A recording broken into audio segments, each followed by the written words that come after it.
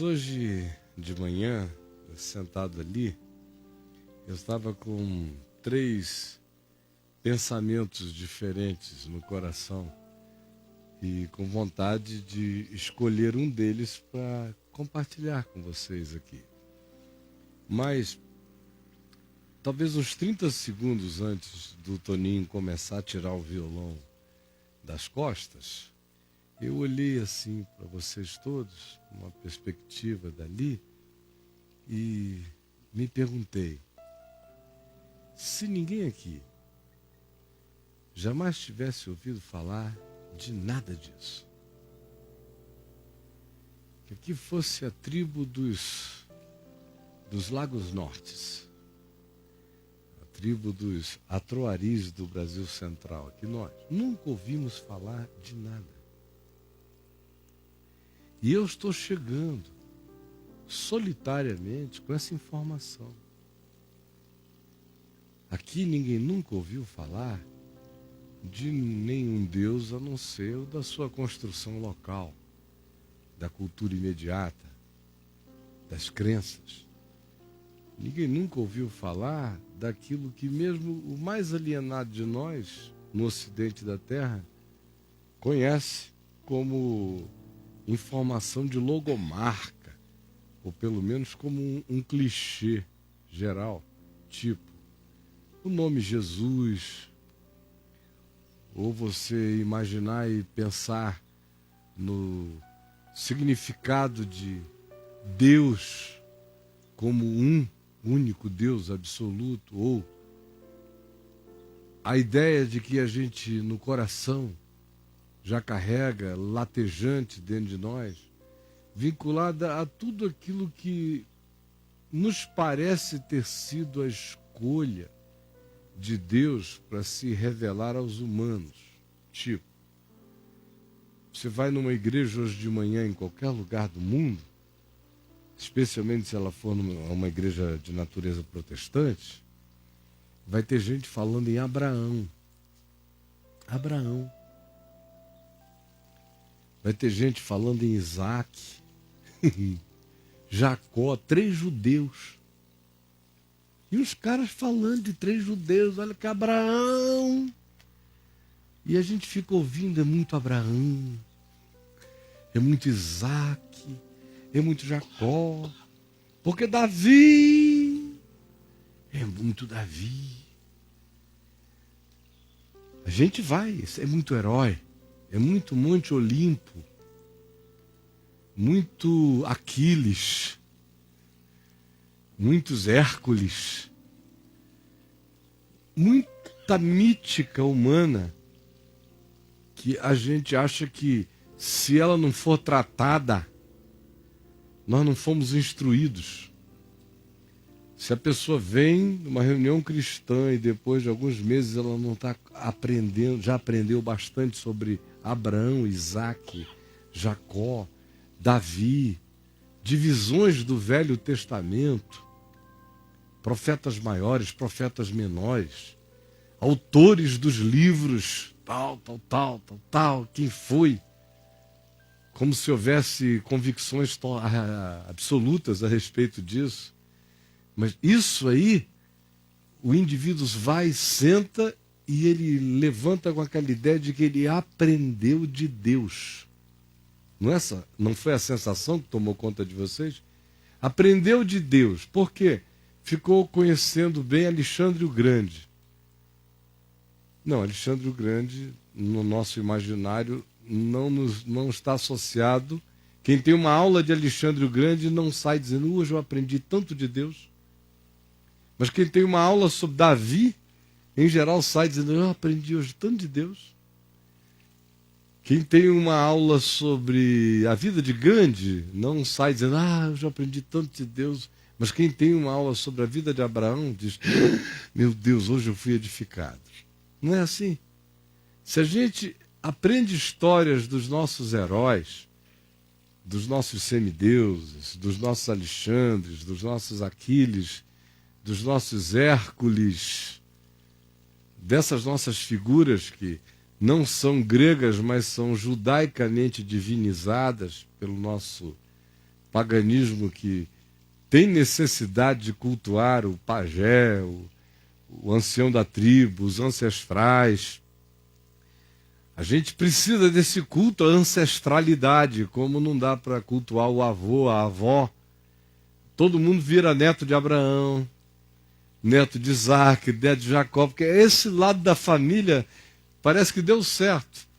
Bom, deu certo em termos, deu certo na Bíblia, com a gente esquecidos de quem eles foram na vida real, fazendo deles quem eles nunca foram, uns para os outros. Aí esse lado da família dá orgulho. Mas se a gente for viver com essa família, ela é mais insuportável do que a que a gente tem. Ser neto de Abraão, pelo amor de Deus. O meu avô mais desgovernado, que era o Firmino, pai da minha mãezinha, que está partindo para a casa eterna, era mais fácil viver com Firmino do que com Abraão. Mas sem dúvida. Com meu avô Fábio, Abraão tinha que pedir lições de caráter, postura, ética. Meu avô nunca ia dizer, Zezé, Faraó gostou de ti. Se ele te chamar, vai, que é para nada prejudicar a minha vida, tá legal? Imagina só, nenhum dos meus tios iria nunca mais respeitar meu avô. Então, gente, mas nós fizemos esse outro lado da família se tornar perfeita. Tudo isso, na vida real a gente não aguenta, mas na vida de Abraão, de Isaac, de Jacó, de Davi, de quem quer que seja, se torna aquilo que a gente, sabe, tem vontade de fazer, não faz, mas neles a gente aconteceu, a gente diz legal que aconteceu, não, a gente diz, em geral, que pena que aconteceu, mas é a parte com a qual a gente se identifica, embora a gente não vai poder ficar falando muito disso, exceto quando aquela parte que deu errada termina muito bem. Do contrário, a gente deixa para lá. Porque a gente precisa de deuses que dão certo do princípio ao fim. Eu estou dizendo isso porque boa parte do que a gente chama de edificação espiritual nada mais é do que superficialíssimas, seletivas aulas de história a respeito das nossas divindades judaico-cristãs assimiladas no panteão da nossa religiosidade, mesmo quando a gente acha que é ateu, mas tá vinculado. Vocês não encontram gente, às vezes, dizendo, esse cara está falando aí de Deus e se comportando assim, assim, assim. Ainda bem, graças a Deus, que eu sou ateu. Vocês não encontram toda hora? Aí você diz, bom, mas depende do Deus ao qual ele está servindo. Tem um bocado de deuses que ele precisa se comportar desse jeito para o Deus gostar. Tem Deus canalha, tem Deus safado, tem Deus pilintra, tem Deus de todo tipo que você queira. Então até o ateu tem uma referência de Deus pela qual ele julga o crente. Aí você pergunta, de onde veio essa referência, já que Deus não existe? Bom, veio de Abraão, de Isaac, de Jacó, de Jesus, dessa moçada toda que habita a fantasmagoria da nossa cultura. Então nenhum de nós aqui não é judeu. No sentido de que as nossas influências vêm todas daí. Mas a minha pergunta original persiste. Considerando que você não é judeu, portanto, Abraão não tem nada a ver contigo, a não ser por uma outra questão de decisão afetiva de fé. Mas, do contrário, tem a ver contigo tanto quanto qualquer humano tem a ver com qualquer outro humano. Mesma origem. Só isso. Culturalmente, por que Abraão? Por que Isaac? Por que Jacó? Por que Davi? Se, por exemplo, eu tenho dentro da minha casa um avô que foi mais humano do que Abraão, Isaac, Jacó e Davi. que me deu exemplos muito mais poderosos de humanidade constante do que Abraão, Isaac, Jacó e Davi. Mas por que Abraão, Isaac, Jacó e Davi? Aí você diz, não estou entendendo, Caio. Onde é que você quer me levar? Você quer só destruir o restinho de referências que eu tenho? Eu digo, não, eu quero que você tenha a única referência que a gente precisa ter. Que é a única que me ensinaram, me mandaram anunciar pelo mundo. Sem Abraão, sem Isaac, sem Jacó. Ele sozinho.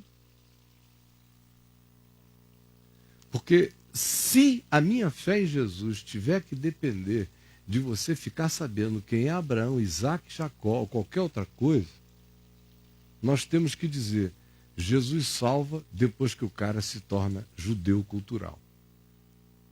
Aí, Jesus salva depois que esse pré-requisito foi alcançado. Ou a espiritualidade só se desenvolve se o cara, depois disso, surfar com Abraão, Isaac, Jacó, Davi e quem quer que seja. Mas é nesse nível que a gente está. Uma reunião, por exemplo, como essa, se eu não abro a Bíblia e não leio,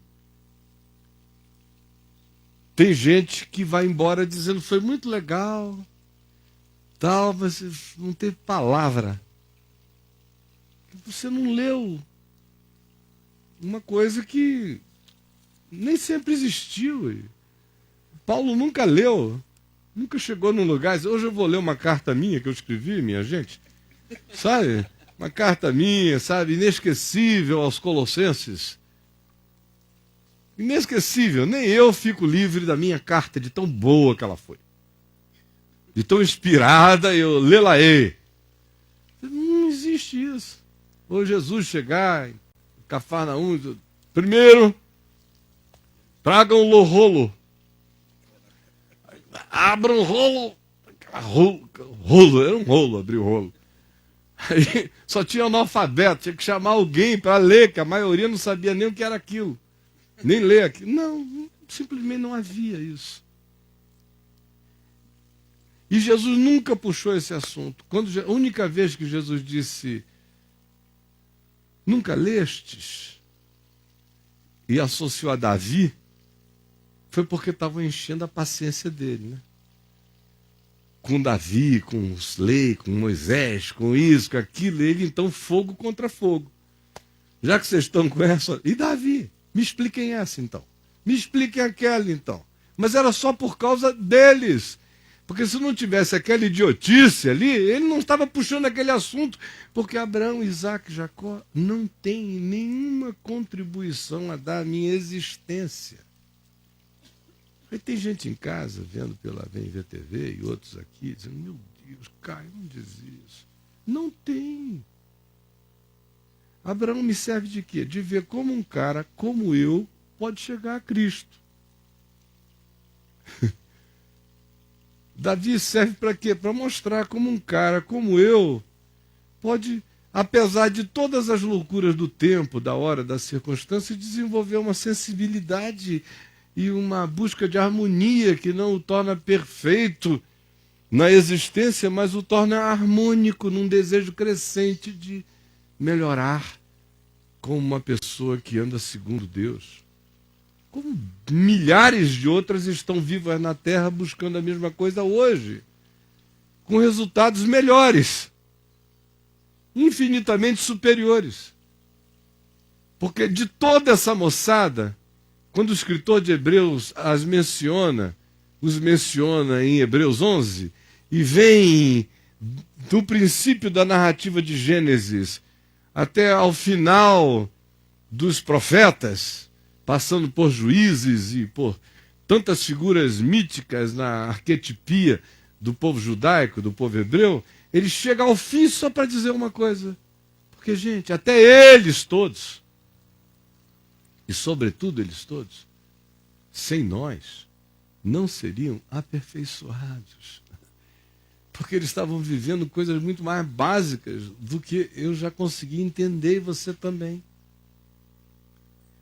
Eles têm a ver com a evolução de um processo que não parou neles e nem pode parar em mim nem em você. Tem que continuar, porque é evangelho vivo de Deus crescendo entre os homens, é a habitação de Deus com os homens. Bom, voltando para a pergunta original, nessa nossa escola dominical sem Bíblia aberta, no jardim. A pergunta é, e se vocês nunca tivessem ouvido falar de nada disso, sobre o que a gente pregaria? Eu chegaria aqui com o quê? Bom, o livro de Gênesis é uma revelação incomparável. Incomparável. O que se diz sobre a criação? Foi daquele jeito que a criação do mundo aconteceu, a criação cósmica? Não. Provavelmente não. Aquela é a única maneira que a mente humana tinha de olhar desse microambiente absolutamente inexistente no espaço-tempo e se perceber. A Bíblia não está falando de quem Deus é e de como as coisas foram. De fato, ela está falando de como eu consigo perceber, até onde se conseguiu perceber. Mas é claro que não se estava dizendo como foi, porque ninguém sabe como foi, só quem criou. E ninguém saberá como foi a menos que ele diga. E todo mundo que pesquisa e chega perto do que foi, chega só perto do que foi. Ou perto das bilhões de alternativas de como pode ter sido. A única coisa que eu tenho ali é, do ponto de vista da minha finitude, não tem nada mais lindo que uma mente possa saber do que dizer, imagina, no princípio criou Deus os céus e a terra, criou do nada. Isso é um conceito de ciência extraordinário, que a ciência não alcançou. A ciência precisa de materiais primais, singularidades, ela não consegue não ter nada. Quando ela ficar maior, ela não vai ter nada. Mas hoje ela parte de algo. O Big Bang reduz o universo a uma bolinha desse tamanho, mas é uma bolinha. Ora, tanto faz se é bolinha desse tamanho ou do tamanho do universo, onde não há nada, uma bolinha. Ou o universo é tão maluco quanto a mesma coisa. Tanto faz. No princípio, Deus tirou do nada, do coisa nenhuma, ex nihilo, puxou para si. Aconteceu nele. Olha que coisa. E disse Deus, haja luz. Você vê todos os mitos de criação, veio uma tartaruga que transou com um cágado, nasceram não sei o quê, bababá. Não, mas veio um ente invisível e diz, haja luz, e houve luz. A gradualidade dos dias, das coisas sendo criadas, que coisa mais maravilhosa. Gradual, e houve tarde de manhã, primeiro dia, segundo dia, dia grandão, dia era, dia tempo, dia indescritível, dia que nele o sol vai ser criado, nele a lua vai aparecer, portanto é dia para além do sol e da lua. E o processo é, produza a terra, produzam as águas, produzam os mares, mostrando claramente que ele soprou vida para que a vida crescesse nos lugares. A única coisa alienígena que não é evolutivamente gradativa nesse processo é a nossa chegada, que é uma presença alienígena, tão alienígena que a gente chegou outro dia, e a Terra já está aqui há 4,5 bilhões de existência detectável, a gente chegou aí, tem 120 mil anos de uma história civilizatória semissímia, 12 mil de história de Homo sapiens detectáveis. Olha a desgraça que a gente conseguiu. Nós somos de fora, nós viemos de algum lugar. Ou se a herança que a gente resolveu adotar é do Tártaros, não é daqui, desse planeta. Nós somos totalmente desconectados do que está aí em volta. Agora, nós, se não tivéssemos ouvido falar de nada disso, sobre o que eu estaria pregando hoje aqui, eu iria dizer o que para você? Que Deus criou os céus e a terra?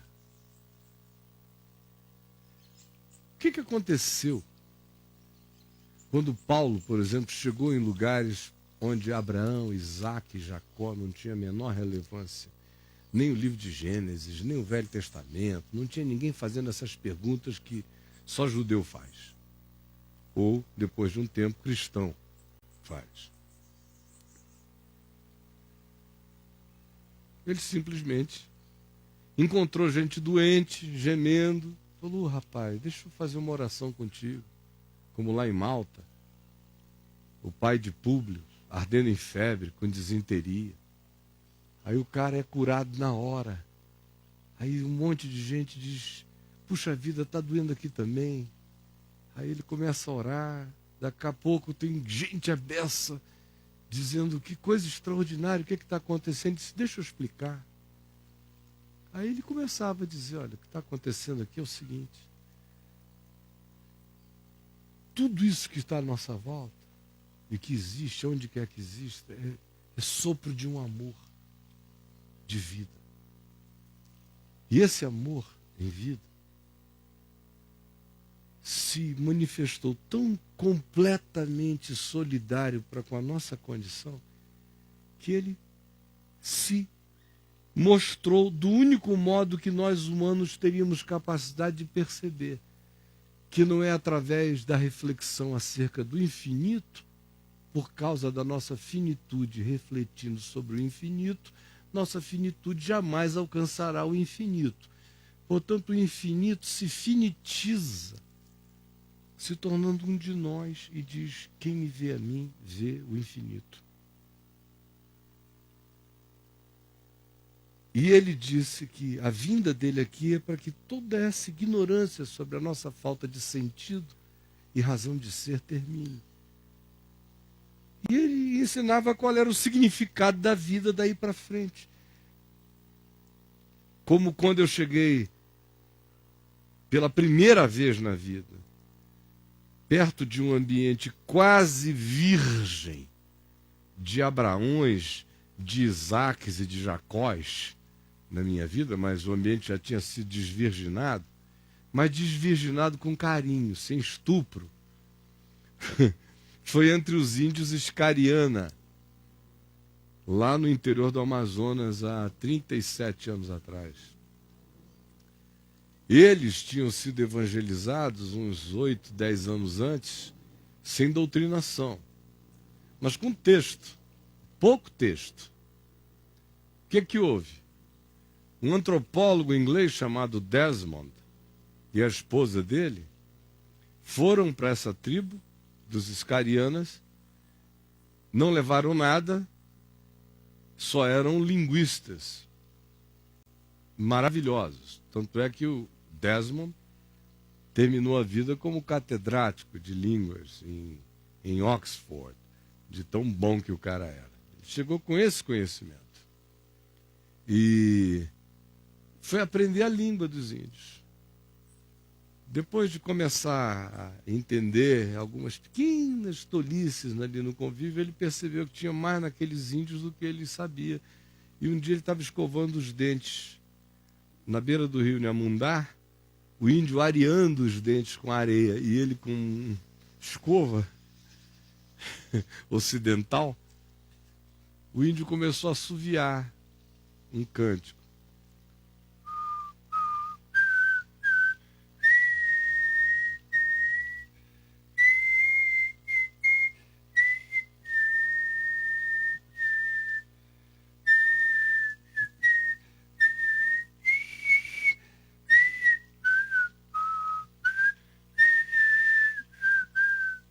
Aí o Desmond continuou.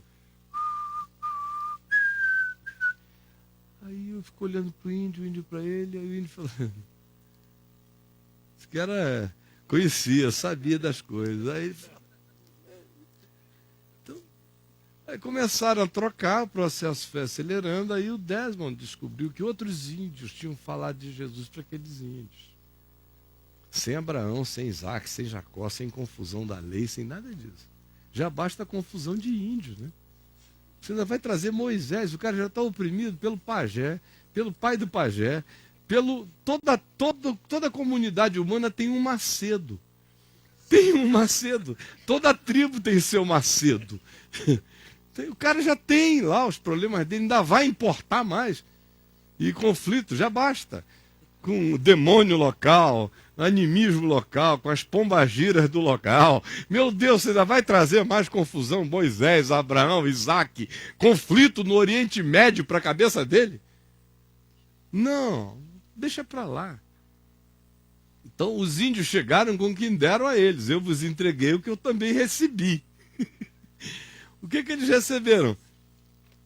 Um padre muito esperto na fronteira do Brasil com um dos países fronteiriços, libertão de religião, aprendeu a língua dos índios uai-uais e falou pura e simplesmente de Jesus a eles.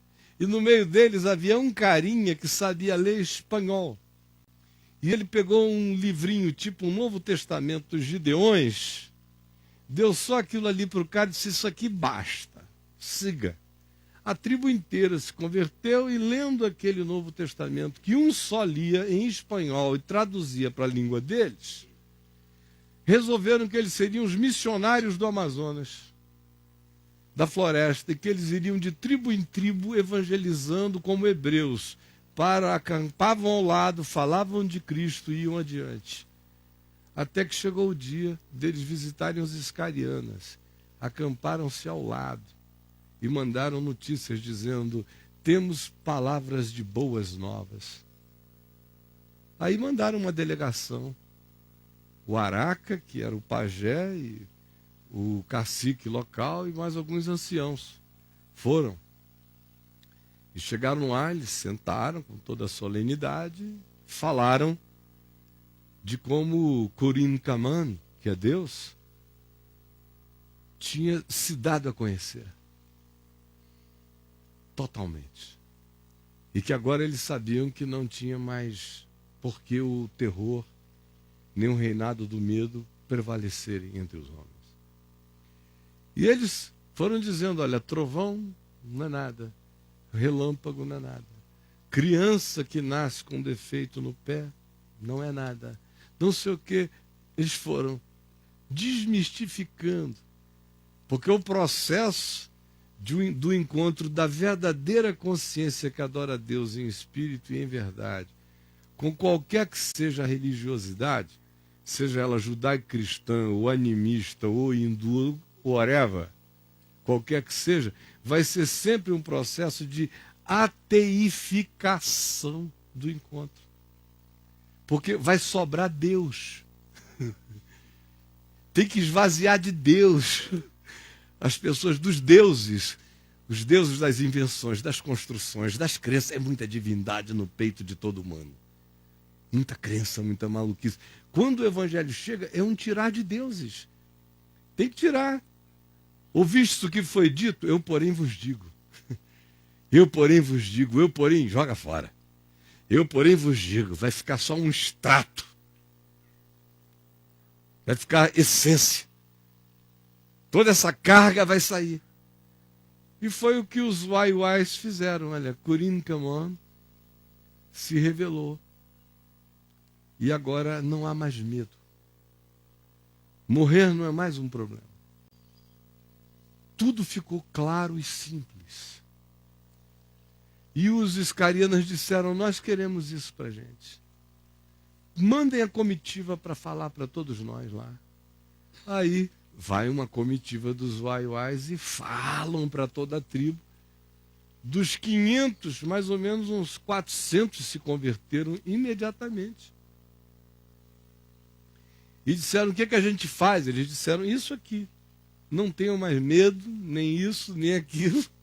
Deram as instruções gerais e prossigam. E eles estavam sozinhos, ó. Já tinha uns 6, 7 anos, quando o missionário chegou, o Desmond, o antropólogo cristão. E aí o Desmond gastou mais um outro tempo aprendendo a língua, traduzindo o Novo Testamento, não exatamente. Alguns livros apenas. Ele disse, eu vou dar para eles Marcos, que foi dos evangelhos o primeiro a ser escrito, e o mais simples. Não tem genealogia de Jesus, tem menos histórias de tudo, tem menos ensinamento oracular. Só muitos fatos. Fatos de amor e de misericórdia. Deu Marcos. Aí depois ele já deu um salto de Marcos, ele deu a eles o Evangelho de João, quando ele conseguiu traduzir. E não ficou preocupado logo com Mateus e Lucas, nem nada disso. Aí ele traduziu Atos. O raciocínio dele foi, se eu der Marcos para eles, eles vão ficar sabendo o que há de mais original e simples sobre Jesus.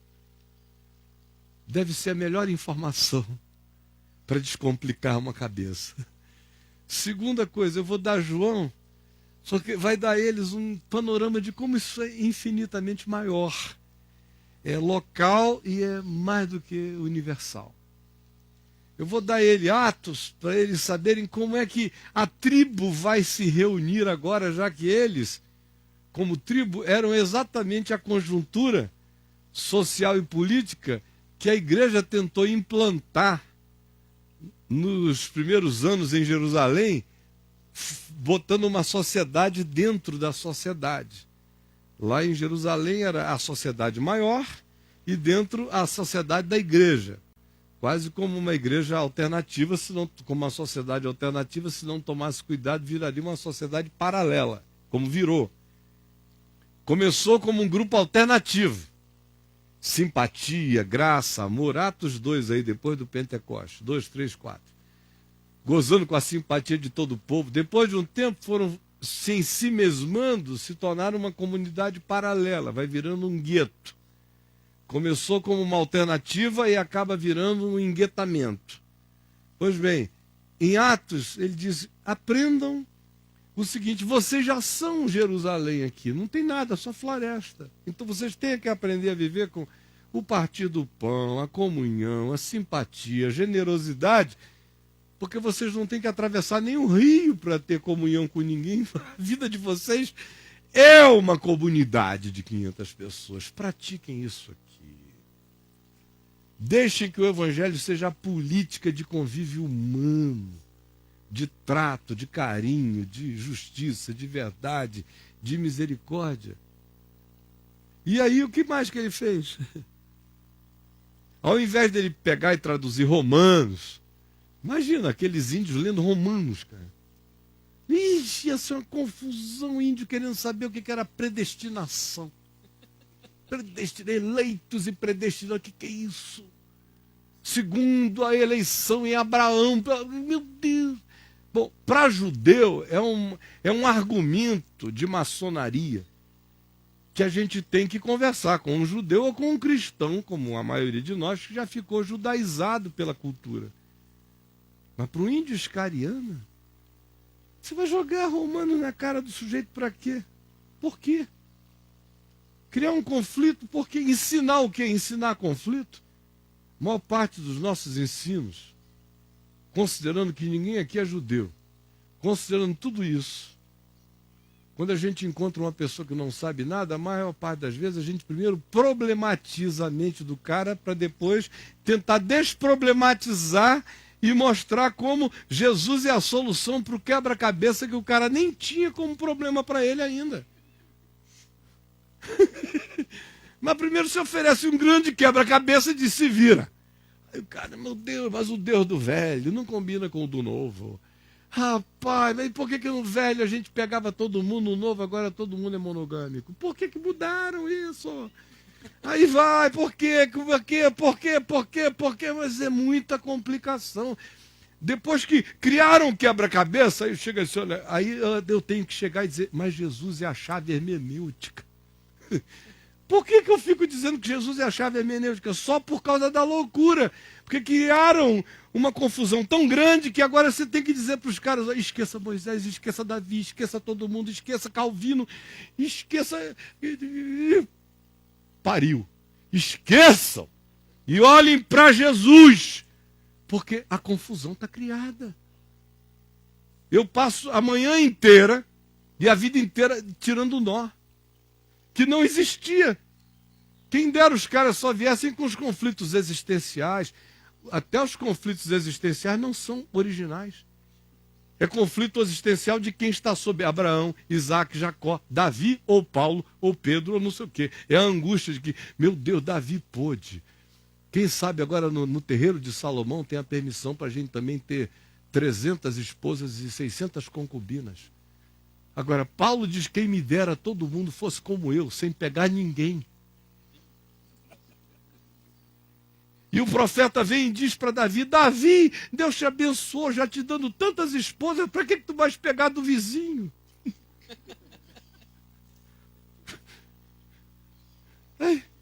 É muita confusão. Quando na realidade, sinceramente, eu hoje posso saber de Davi.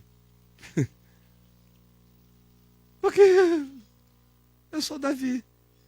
Mas durante muito tempo, eu vim fazendo o meu caminho de sair do meio desses escombros todos sozinho. Dizendo: não, isso não pode fazer sentido. Mas graças a Deus eu tinha a pedra de esquina, que era Jesus. Por ela eu fui limpando a área.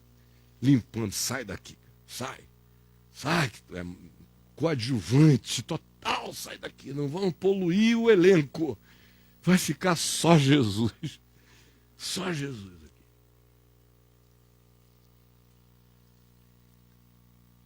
Então, eu estou dizendo isso tudo ilustradamente, desalinhavadamente, para chegar de fato aonde eu quero chegar aqui. O que do Evangelho, de fato, existe em você? Por que você acha que você é do Evangelho? É porque você sabe coisas que outros não sabem sobre essas famílias judaicas esquisitas? Isso te faz um cara superior, né? Você aprendeu genealogias. Você sabe dizer quanto tempo antes de Cristo, depois de Cristo, coisinhas aconteceram? Por isso é que você é do Evangelho? Porque você foi batizado? Que não falta água. Essa aqui está natural, aquela ali está morna, aquela ali está super fria, aquela ali está natural. Se você quiser batizar na quente e por imersão, afunde ali, eu ajudo você. O que você quiser, a temperatura, agora, não converte ninguém aqui. Só convertidos é que recebem a alegria do encontro humano do batismo, porque o verdadeiro batismo já precedeu a qualquer coisa que se faça aqui. Aqui é sempre repetição. Simbólica, afetiva, humana, psicológica e fraterna de algo que interiormente já tem que ter acontecido no coração da gente. Do contrário, isso aqui, nem aqui nem no Vaticano, não muda a alma de ninguém. Então por que você acha que você é do Evangelho? Você come o pãozinho, ou a hóstia, ou bebe do cálice? Não se engane. Não é o McDonald's da Nova Jerusalém. Não tem essa ilusão. Por que você acha que você é do Evangelho? Você toca, canta, induz outros a cantarem, ou você fala? Ou porque você grava o que eu falo? Não. E eu sou do Evangelho porque eu tenho a cara de pau de vir aqui falar do Evangelho? Não. No fim, minha gente, O que Paulo diz, sem Abraão, sem Isaac, sem Jacó, sem Davi, sem ninguém, pressupondo um encontro humano puro e simples, sem os pedigrees complicativos dessas heranças absolutamente humanas e carregadas apenas de orgulho e vaidade genética, étnica, cultural e de todas as presunções de todos os povos. E os judeus não são diferentes de nenhum, ao contrário. Os profetas dizem, Deus vos escolheu porque vocês eram os piores. Para mostrar que a partir dessa bagaça, a partir do pior está aqui. Então, quando Deus elege alguém, ninguém se vangloria, porque Deus só elege a bosta. Ele criou do nada, então, para não ficar criando do nada, agora ele cria de cocô, de mim, de você, dessas coisas. Então, predestinados deveriam ser todos quebrantados, porque, teoricamente, toda a predestinação é do cocô para ser preciosidade. Então, todo predestinado já devia dizer, não quero nem falar do assunto, porque eu estou falando da minha vida pregressa. Predestinação é vida pregressa, então deixa para lá. Sabe, eu estou em Cristo, acabou essa história, olha cá. Está melhor agora do que antes. Então, o que é ser do Evangelho? O que edifica? O que é ensino? É você ter aulas de hebraico, de grego, ficar aprendendo diferençazinhas de nomes, passar a chamar Jesus de Yoshua. Ai, você ficou tão mais espiritual agora, com essa palhaçada desse culto letrista linguístico ao judaísmo. Yoshua, agora sim, estou cansado, 2000 anos sendo chamado de Jesus, Genizestes, qualquer coisa, agora, enfim, me chamaram pelo nome certo. Falem, eu vos ouvia pelo apelido, agora pelo nome certo, com muito mais elegância responderei. Gente, o que é ser do Evangelho, o que é ter o ensino? Olha, eu falei isso tudo só para ler isso aqui, ó. Sem Abraão, sem Isaac, sem Jacó, sem nenhuma discussão de nenhuma natureza, porque nada mais importa. Se Deus criou em 7 segundos, em 7 minutos, em 7 bilhões de anos, em 7 aeões indescritíveis, tanto faz. Bobagem. Totalmente bobagem. Deus é Deus, acabou. Se, como ele disse, Deus quisesse, Jesus disse, ele suscitaria dessas pedras filhos a Abraão. Então parem de ficar impressionados com Abraão. Porque a urina divina é Abraão. Está brotando para todo lado. Qualquer escarro divino faz nascer 300 Abraões. Então, parem com essa história. Porque no fim, Jesus não quis responder para o pessoal aquelas perguntas de quem pecou, esses ou seus pais, para que nascesse assim? Ele não se deu nem ao trabalho disso, porque até entrar nisso é de uma idiotice presunçosa, tão louca para a mente humana, que Jesus não nos incitou a partir dele mesmo a fazermos a viagem dessa arrogância idiotada, e que não vai concluir com absolutamente nada.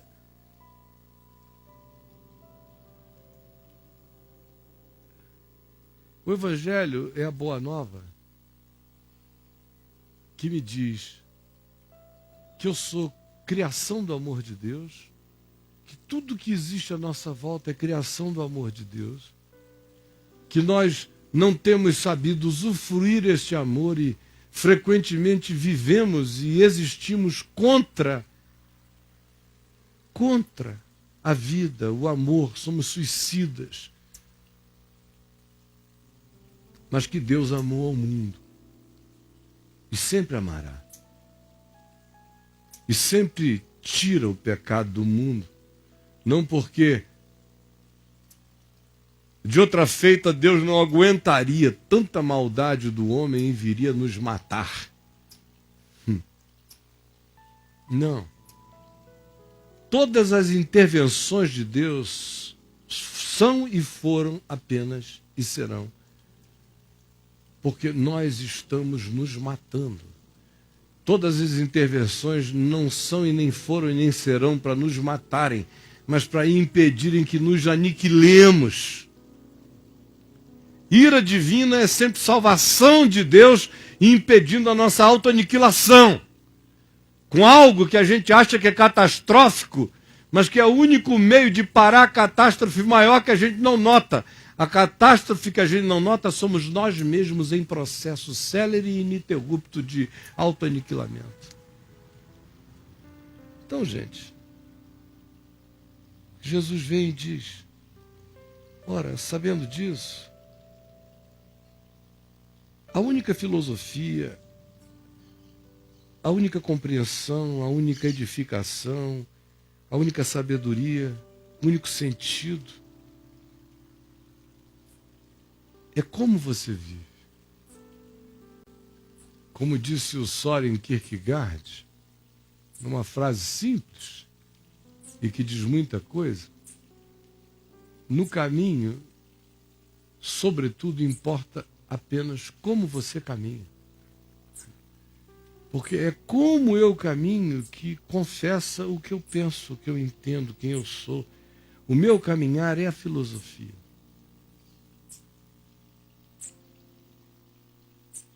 O meu andar é a teologia. O meu tratar é a doutrina. O meu sorrir é a liturgia, é o modo. O meu acolher, o meu responder é o ensino. Se não houver esse processo de que dentro de mim, com todas as minhas imperfeições, mas isso esteja presente e crescendo e realizando o bem de Deus na minha vida e a partir de mim o bem de Deus naqueles que provam de mim e tocam em mim, não houve nenhum evangelho, não haverá nenhum evangelho. Por isso eu concluo, como eu disse, depois de ter falado o que falei, apenas lendo um texto que eu sei vai ganhar um outro sentido para a gente agora. Paulo, como eu disse, depois de ter resolvido os Abraões, os Isaques, os Jacóis, os Davis, os Moisés, ele chega aqui em Romanos e diz, olha, só uma coisa importa. E é a que eu imploro a vocês. É que pelas misericórdias de Deus e pelo amor de Deus, por causa desse amor, dessa vontade de fazer da gente quem ele é, filhos deles, com a consciência dele, com a qualidade dele em nós, vivendo como deusezinhos do Deus eterno, do Pai eterno, com a bondade dele na terra. Eu peço a vocês que por causa dessa invasão de consciência de amor, vocês integrem e entreguem a totalidade do ser de vocês como uma oferta viva, santa, agradável a Deus, que é a racionalidade dessa compreensão que adora em espírito e em verdade. E não vos conformeis, não vos amoldeis, não vos impressioneis com este aeon, com as dimensões de cada momento histórico, porque elas são passageiras, mas transformai-vos dia a dia, tendo o Evangelho como referência pura e simples, e assim renovem as vossas mentes, para que vocês possam conhecer na carne, no trato, no amor, no abraço, na conjugalidade, com os filhos, com os pais, com os irmãos, com o próximo, na vida, vocês possam provar qual seja a boa, a agradável e a perfeita vontade de Deus. Porque pela graça que nos foi dada, cada um de nós é quem cada um de nós é. Por isso, não pense nenhum de vocês a si mesmo, acerca de si mesmo, além do que convém. Antes, cada um se interprete com moderação. Segundo a medida da fé que Deus nos deu, sirvamos cada um ao próximo. Porque assim como num só corpo tem muitos membros, mas nem todos os membros têm a mesma função,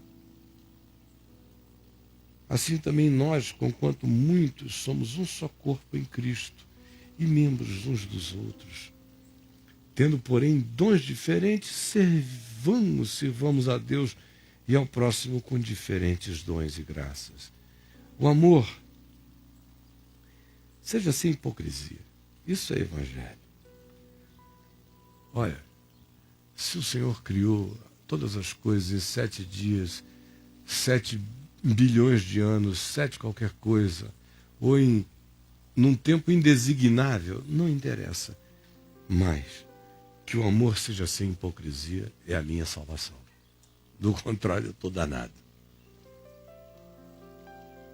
Vocês entenderam como estão edificando a gente com a edificação que mata e não constrói? O que edifica está aqui. O amor seja sem hipocrisia. Isso eu tenho que aprender. Abraão, Isaac, Jacó. Diletantismo histórico interessante. Curioso. O amor sem hipocrisia, você podia ser um budista que nunca ouviu falar de Abraão, Isaac, Jacó, Davi, ninguém ia ouvir isso. O amor seja sem hipocrisia. Ninguém precisa de Abraão, Isaac, Jacó, Moisés, Levítico, nada, para entender que o amor seja sem hipocrisia e para entender o que significa amor sem hipocrisia. Correto? Quem concorda comigo, diga amém. Aleluia. Detestai o mal. Precisa de Abraão, Isaac, Jacó, Moisés, não sei o que, para saber o que é mal e aborrecer o mal? Claro que não, gente. Detestai o mal, apegando-vos ao bem. Amai-vos cordialmente, uns aos outros, com amor fraternal. Qualquer lugar da terra, todo mundo sabe fazer essa distinção. Preferindo-vos em honra uns aos outros, pais aos filhos, jovens aos mais velhos, um vizinho a outro vizinho. Se alguém não começa a servir na vida, a começar dos que estão bem ao lado, honrando os que estão bem ao lado, não vai ter condição de ser fiel em nenhum outro projeto maior, porque se alguém não é no pouco, não o será no muito. No zelo do amor, do fervor, do compromisso de ser, não sejam procrastinadores nem remissos. Ao contrário, sejam diligentes nos compromissos da consciência de vocês. Regozijai-vos na esperança. Tenham alegria nas melhores coisas. Sede pacientes na tribulação, aguentem firme. E na oração pelas melhores coisas sejam perseverantes. Sempre creiam que algo pode acontecer para o bem. Compartilhem as necessidades uns dos outros, sejam acolhedores, pratiquem a hospitalidade, abençoai os que vos perseguem, abençoai e não amaldiçoeis. Alguém precisa de algum livro histórico do Velho Testamento para entender isso aqui em qualquer lugar da terra? É claro que não. Talvez no Velho Testamento você apenas tenha pretextos de complicações. Mas fulano de tal devia amar a Deus, mas matou um bocado de gente. É ou não é? A gente só usa isso que a gente chama de maior conhecimento da Bíblia para relativizar o que é absolutamente óbvio e simples. A gente tem que criar complicações tão grandes que quando alguém vem e diz o que eu estou dizendo hoje aqui, vira o herege do óbvio. É.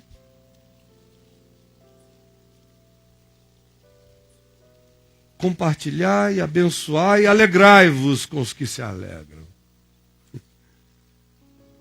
Tem que ter curso de hebraico para saber o que é alegrai-vos com os que se alegram.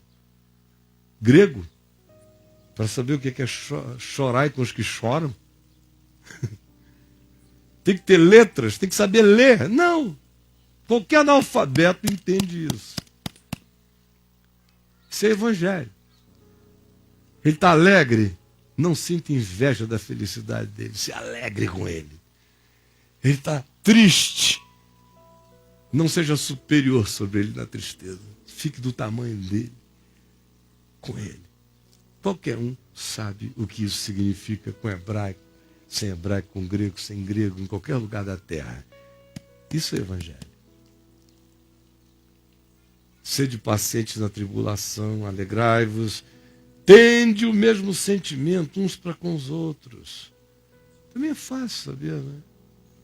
Que eu, por exemplo, aqui, não tenho o mesmo sentimento de uns para com os outros. Porque tem gente que eu conheço mais, gente que eu conheço menos. Não é disso que ele está falando. Gente com quem eu tenho empatias naturais. Outras pessoas que têm certos modos que às vezes me deixam desconfortável, que eu tenho que ficar passando por cima.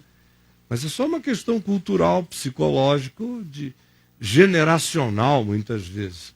Outras vezes não, você tem que fazer um esforço mesmo para passar por cima da idiotice do próximo, que é avassaladora. Mas não é disso que se está falando aqui. O que se está falando aqui é de algo muito mais simples. Aquela decisão interior de que não importa se eu acho você legal, eu não acho você legal, se eu tenho simpatias naturais por você, ou até uma tendência a nem simpatizar com você por causa das diferenças culturais, etárias, generacionais, de percepção, de expectativas. Todavia, eu tenho que oferecer a quem eu gosto, a quem eu não gosto tanto, o mesmo que eu ofereço a quem eu gosto demais. Não se está dizendo que eu não tenho o direito de ter afinidades. Eu tenho. Eu não tenho o direito de fazer as minhas afinidades se tornarem em acepção de pessoas, em sonegação de oportunidade, de ajuda, de possibilidade, de complicação da vida dela, de implicância minha contra ela.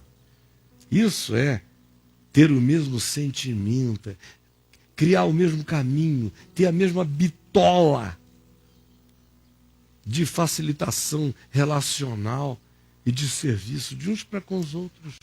A amizade já é uma guloseima que vem depois. Isto é evangelho. Em lugar de seres orgulhosos, condescendei com as coisas simples e humildes e não sejam sábios aos olhos de vocês, não sejam professorais. Não torneis a ninguém mal por mal. Tem alguém aqui entrando no cacete? Não vou nem pedir para levantar a mão. Só pensa. Tem um rojão mal posto para estourar numa brecha sua. Olha só. Preste atenção, hein? Não torneis a ninguém cabeça de negro por cabeça de negro, catolé por catolé, dinamite por dinamite, tarugo por tarugo. Não torneis a ninguém mal por mal. Esforçai-vos por fazer o bem perante todos os homens, se possível. Quanto depender de vós, tende paz com todos os homens. Significa dizer, então vocês não vão brigar. Porque não se depender de mim, se um não quer, dois não brigam.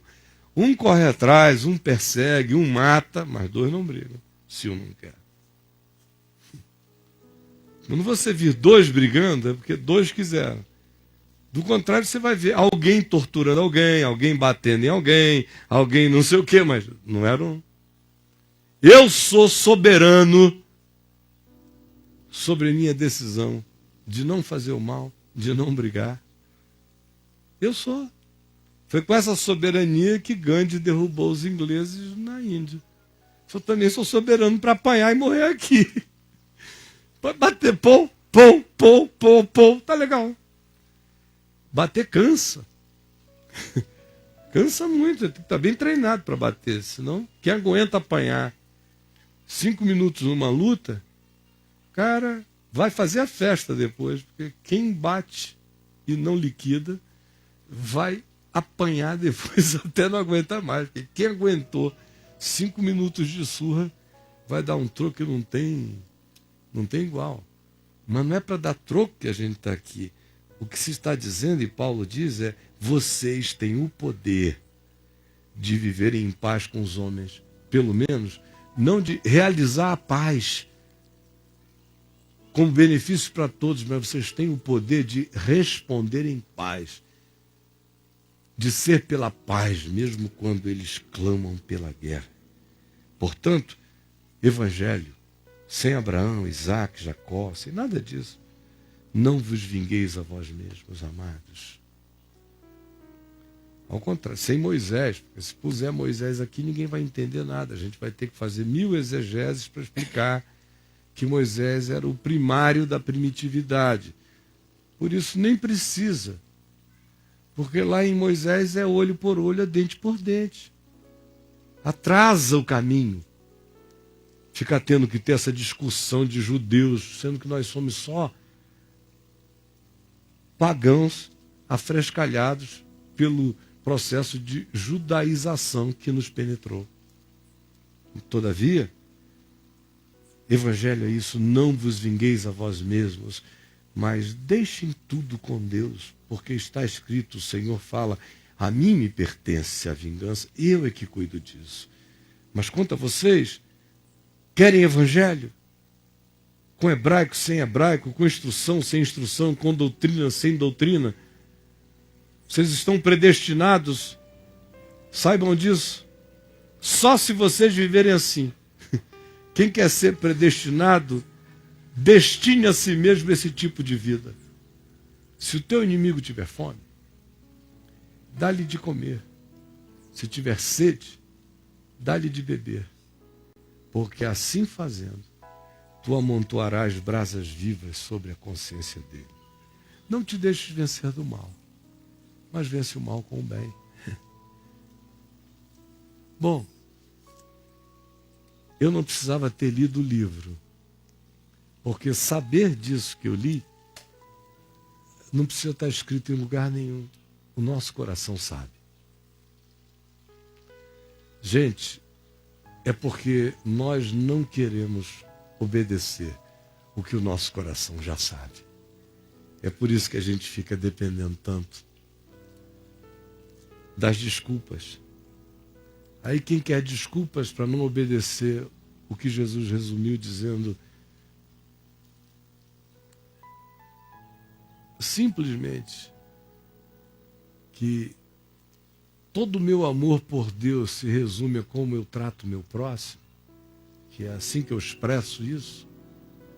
Quem não quer essa simplicidade de verdade, justiça, sinceridade, clareza, é que precisa de Velho Testamento, de Moisés, de doutrina, de 1000 sistematizações, que é para ficar tudo tão complicado que a gente discuta para sempre.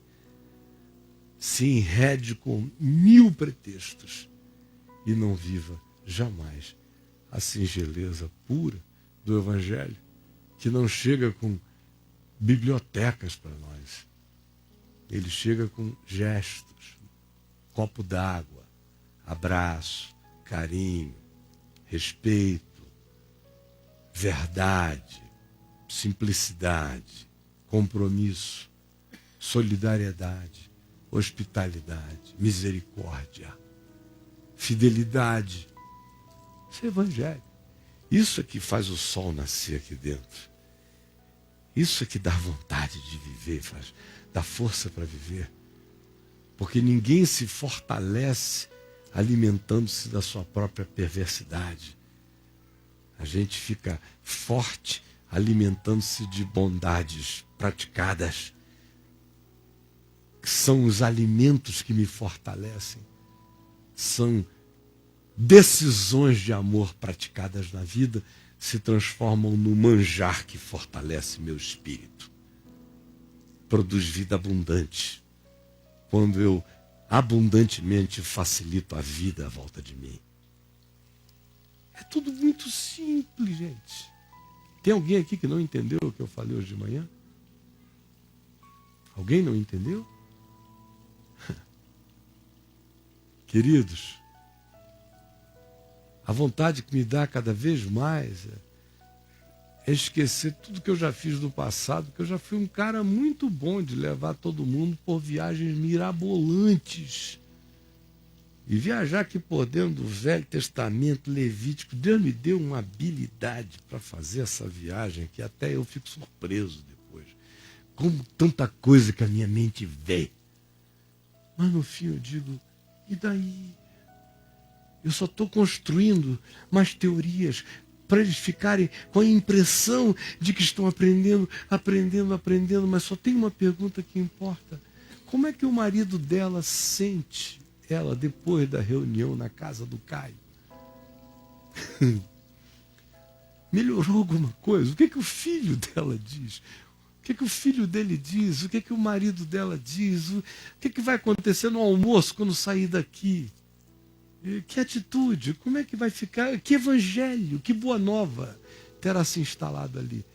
Eu estou apenas ajudando esse pessoal com o meu modo, diferente do modo religioso, mas a continuar a se problematizar com o que não é boa nova. Que é apenas a discussão dos complicados, é a herança da complicação que nos precedeu, afastando-nos da simplicidade possível que a gente foi chamado para viver agora. Então, por favor, não se distraia com mirabolâncias escriturísticas, como Paulo disse, escrevendo a Timóteo, com a falaciosidade das discussões genealógicas, de quem foi o quê, de mistérios ocultos em palavras hebraicas. Não perca seu tempo com isso, nem gregas, não. Em Cristo, o Evangelho está dito, ninguém tem que saber nenhuma língua para saber o que é amar. O Forrest Gump disse isso. Eu sou quase imbecil, mas eu sei o que é amar. Essa é a nossa total falta de desculpa, porque a gente sabe o que é bom e o que é o bem. Então, quem quer Evangelho vai ter que viver Evangelho. No que depender de mim, você pode até nem mais me vir ouvir, mas eu vou simplificar. Quem quiser me ouvir mais complicado, pegue coisas de antigamente. Porque quanto mais velho eu ficar, mais simples eu me tornarei. Abraão, Isaac e Jacó têm cada vez menos oportunidade no meu tempo. Porque eu quero dedicar a minha vida pessoal e o que dela possa proceder à simplificação do entendimento de Jesus para a geração desse Gabiruzinho daqui, do filho do Gabiru. Você entendeu alguma coisa que eu falei hoje aqui? Entendeu? Você não sabe quem é Abraão. Sabe quem é Abraão? Sabe? Você já ouviu falar de Abraão? Já leu? Olha só, ele não é judeu, mas ele conhece Abraão. Não é uma coisa inacreditável. Um brasileiro mora no Varjão, mas conhece Abraão. Vocês veem como é um poder maravilhoso que vai chegando. Maravilhoso de um lado, porque se esse mesmo poder se dedicasse a ensinar Jesus, imagina só. Mas para chegar a Jesus, o cara começa lá atrás, né? Aí o flanelógrafo do começo do mundo, aí vai. Imagina se Paulo fosse começar a falar de Jesus com flanelógrafo no Areópago. Olha, eu vendo que vocês adoram a muitos deuses, vendo que tem um altar ao Deus desconhecido, trouxe um flanelógrafo. Começou o mundo assim. Gente, é muita energia gasta em tudo que não é Deus. Você quer ver um exemplo monumental disso no Brasil hoje? Ficando apenas no âmbito da religião momentânea e não do governo. É o terreiro de Salomão, que vai ser inaugurado agora em julho. É o terreiro de Salomão. Você imagina só, no Brasil, Você está gastando uma coisa de milhões de dólares em culto a um ego que está fazendo um mausoléu, que é o terreiro de Salomão. É a macumbaria vírus mais poderosa que haverá no Brasil. É a do terreiro de Salomão. Olha só a energia que a gente põe. É tudo no lugar errado. Então, voltando aqui para o meu gabiruzinho. Brincadeira, rapaz. Você ouviu de Abraão, Isaac e Jacó em casa ou na igreja, na escola dominical? Já ouviu, né? E de Jesus, o que você ouviu? Muita coisa, né? Ah, que bom que teu pai fala mais de Jesus contigo, né? E em casa também? É, né? O pai dele fala mais dos problemas. Olha, cuidado com os problemas. É? Os problemas. Menos das soluções e mais dos problemas, né? Ele diz mais cuidado, é? Cuidado, vai ver que você está precisando disso, né? De enxergar os problemas, porque o cara que não enxerga os problemas, meu amigo, também, ele mesmo é o problema, né? Mas então, amigos, foi para isso que a gente veio aqui hoje de manhã. Para ir para casa, assim, sem terem aprendido nada, sem nenhuma viagem bíblica especial, sem nenhuma sensação de que vocês aprenderam, foram a cabala do jardim do Caio e aprenderam lá nessa reunião de cabala que tem de manhã, transada, um mistério, uma palavra hebraica que abria um sentido novo. Toda vez que eu vejo alguém que diz, olha, uma palavra abriu um sentido novo, eu digo, cara, ele está doido mesmo. Porque não é possível. Nunca, nenhuma palavra mudou o sentido do todo para mim. Eu não leio palavras, eu leio conjuntos. Eu leio grandes cenários. Uma palavra ilumina uma coisa, mas, meu Deus, quando se trata de Deus, quem tem Jesus pode dizer que uma palavra fez tudo novo? Não. Porque Jesus disse, quem me vê a mim, vê ao Pai. Ele não disse, quem sabe hebraico compreende Deus melhor. Não. Me perceba e me absorva. E Deus vai caber todinho em você.